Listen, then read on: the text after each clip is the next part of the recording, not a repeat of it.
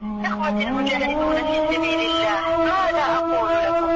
أقول لكم لقد امتلأت بطوننا من أولاد الزنا، من الذين يغتصبوننا من أبناء القردة والخنازير.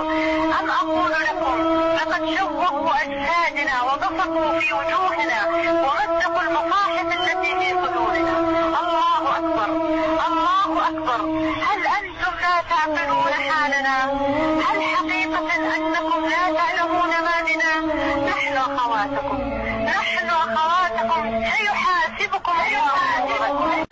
والله لم تمض ليلة علينا ونحن في السجن إلا وانقض علينا أحد القردة والخنازير بشهوة جارحة مسقت أجسادنا، ونحن الذين لم تفض بكارتنا خشية من الله.